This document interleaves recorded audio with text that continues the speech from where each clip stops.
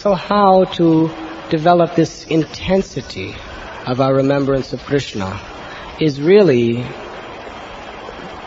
the principal question that every devotee must ask within his life.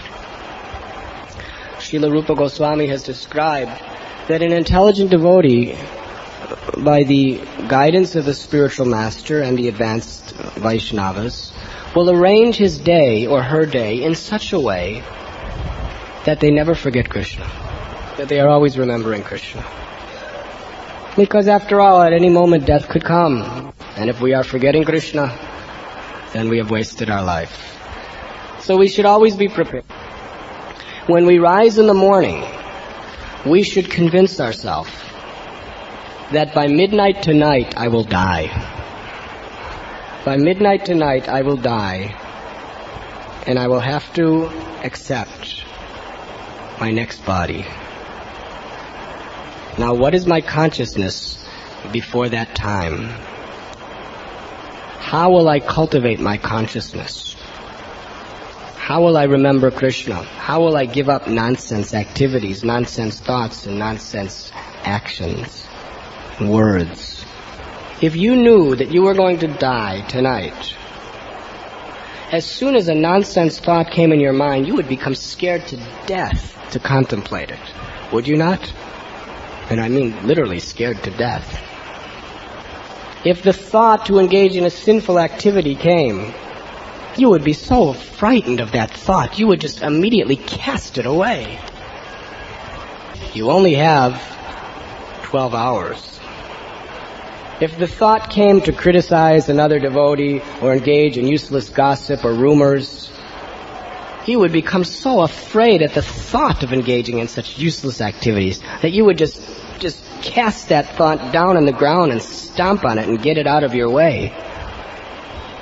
You would intensely, with great eagerness and determination, be striving to engage in your spiritual activities with a very, very sincere heart and a very attentive mind.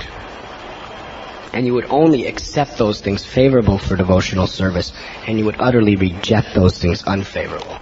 Would that not be your situation? The fact is, you may die before midnight. You do not know. Therefore, a devotee is always on the safe side. He expects that it may happen. Therefore, I will be prepared. To live your life as if it was your last day, every day. This does not mean you're living your life in fear. It means you're living your life in fear of Maya. But that fear makes you fearless because you take shelter of Krishna.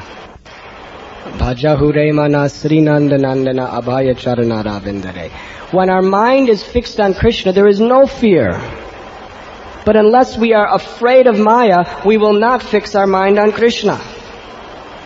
So first we must develop a fear of Maya so that we never forget Krishna, and then we become fearless. It's just like if a child is riding in a car at 100 kilometers an hour down the highway, and he's inclined toward jumping out. His parents will cultivate a fear in him. Don't jump. Do not jump out. You will die.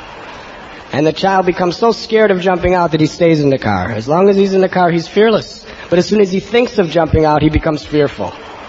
And this way he never jumps out.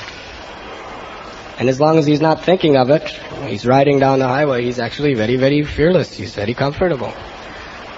So similarly, when we are thinking of Krishna and engaging in his loving service, we become fearless. We become transcendental. But as soon as the thought or the desire to engage in Maya comes into our mind, we should become so fearful of the consequences that we immediately just forget it and again take shelter of thinking of the lotus feet of Krishna. That is the fearless state. So when we say that we should live each day as if it was our last, it doesn't mean that we are in a state of paranoia and fear. It means we are in a state of bliss. We are in a state of very concentrated, very serious cultivation of our spiritual life. And to the degree of the intensity we think of Krishna, to that degree we will find joy in life. So Maya is really our friend if we deal with her with the proper intelligence. Maya is our friend because if we have a proper fear of Maya, that fear will give us the impetus to intensely meditate on Krishna and experience fearlessness and joy.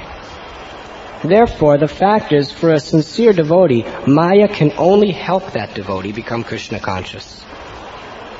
But for an insincere devotee, Maya is constantly distracting a devotee's attention away from Krishna consciousness. So we have to become very serious. And how do we become very serious? We have to hear.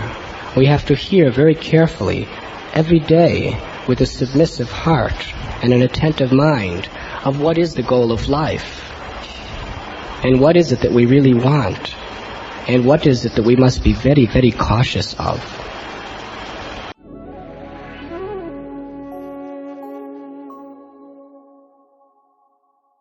You were listening to Radhanath Swami on thesacredconnect.com.